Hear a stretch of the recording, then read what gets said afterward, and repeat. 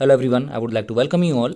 सो दोस्तों, अगर आपको याद होगा ग्रासिम इंडस्ट्रीज़ में मैंने आप लोगों के साथ में अपनी एनालिसिस शेयर की थी और मैंने आपको बताया था कि इस स्टॉक में मैंने अपनी लॉन्ग पोजीशन क्रिएट की हुई है, लेकिन इस स्टॉक में मुझसे गलती हो गई। हालांकि जो मैंने आपके साथ में एनालिसिस शेयर की थी वो एनालिसिस एकदम परफेक्ट थी, उसमें कोई गलती नहीं थी, लेकिन जो मुझसे गलती हुई थी वो मैं आपको ज़रूर बताऊँगा। सो फिलहाल इस स्टॉक के प्रोफाइल को देख लेते हैं अभी, जो हम लोग हमेशा देखते हैं। सो दोस्तों, ये एक लार्ज कैप स्टॉक है, लेस रिस्की स्टॉक है, एंड इसी के साथ में आज ये 3.3% अप है। ओके, और जो इसमें हम लोग 2 पॉइंट हमेशा देखते हैं, ये हम लोगों को ग्रीन सिग्नल दे रहे हैं। So guys, now let's move on to the chart.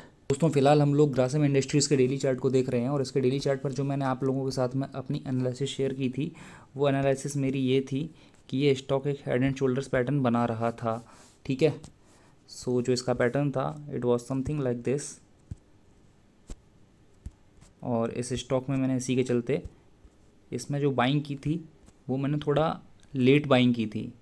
If you notice, मैंने इसमें बाइंग की थी, वो की थी अराउंड 1670 या 1675 के आसपास की थी, 1675 है। ओके, तो जो मैंने बाइंग की थी ये स्टॉक तब भाग चुका था थोड़ा सा, तो मेरी बाइंग इसमें लेट हुई थी। उसके बाद में क्या हुआ, ये स्टॉक ऊपर गया यहाँ पर, और इसने हाई बनाया जा कर के अराउंड 1695 का। अब इसमें मेरी गलती क्या हुई थी, मेरी गलती ये हुई थी कि मैंने स्टॉक मिस किया जब इसने ब्रेकआउट दिया था। ब्रेकआउट देने के बाद में जैसे ही ये स्टॉक ऊपर गया तो मैंने काफ़ी ऊपर के लेवल पर इसमें बाइंग कर ली, जो कि मुझे नहीं करना चाहिए था।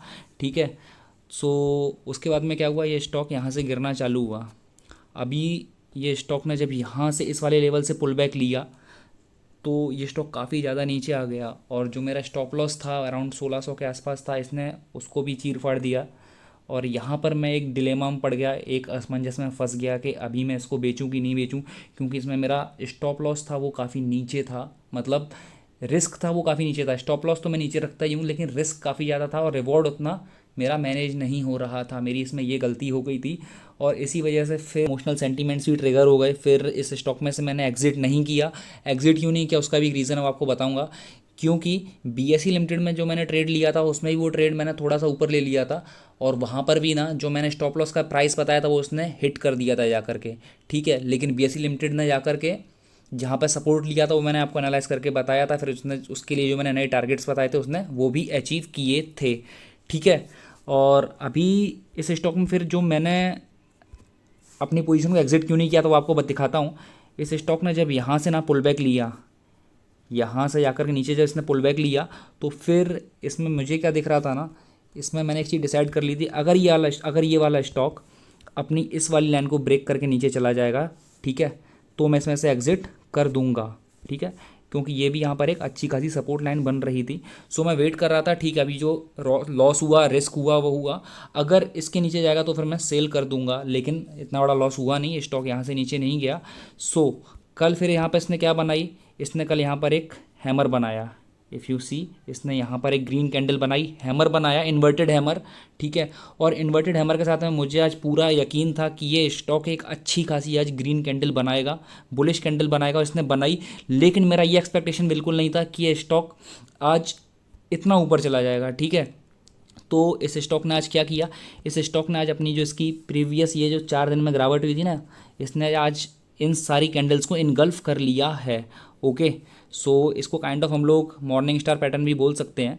ओके, सो अभी इस स्टॉक में पोजीशन बनाई जा सकती है, क्योंकि इस स्टॉक ने जस्ट एक नॉर्मल पुल बैक लिया था यहाँ पर, वहाँ से ये वापस ऊपर जा रहा है।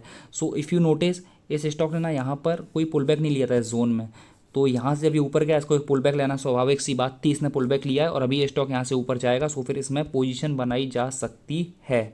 सो दोस्तों, ये थी मेरी एनालिसिस ग्रासिम में, और इसके लिए जो मेरा टारगेट है वो टारगेट तो अभी मेरा ये रहेगा, अराउंड 1800 या फिर 1850 के आसपास मेरा टारगेट रहेगा। लेकिन जैसे ही ये 1700 की लेवल को क्रॉस कर देगा, इसका स्टॉप लॉस हो जाएगा आकर के 1700।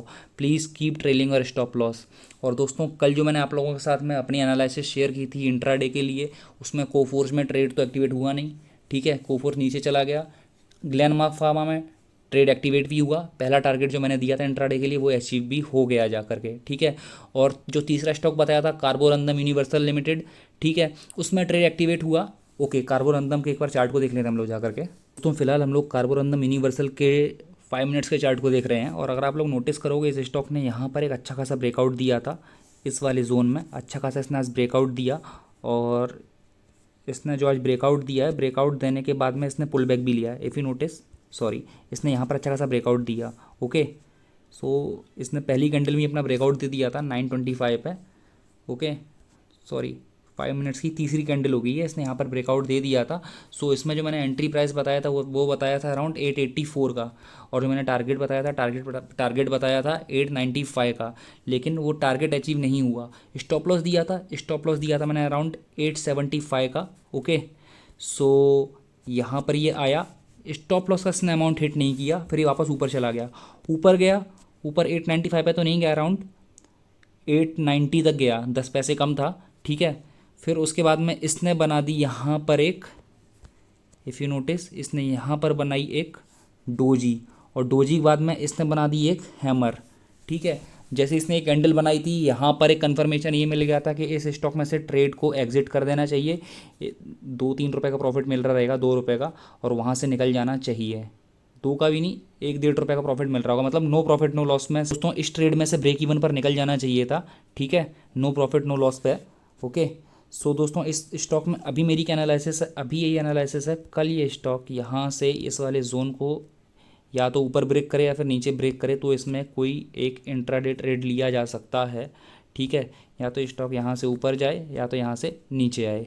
ओके, सो दोस्तों ये थी मेरी एनालिसिस कल कार्बोरंदम में, और आज ग्लेनमार्क में उसमें मेरा टारगेट अचीव हुआ है। बीएसई लिमिटेड ऑलरेडी दोस्तों 7% अप है, 14% अप हो चुका है 2 दिन के अंदर, और मैंने कल एक आइनियोस आपको स्टायरोल्यूशंस बताया था, वो स्टॉक भी आज कुछ 5 या 6% अप है, ठीक है। CDSL ने भी आज ब्रेकआउट दे दिया है। सो दोस्तों अगर आपको मेरी एनालिसिस अच्छी लग रही है then please subscribe to my channel, और दोस्तों please drop your suggestions in comment box.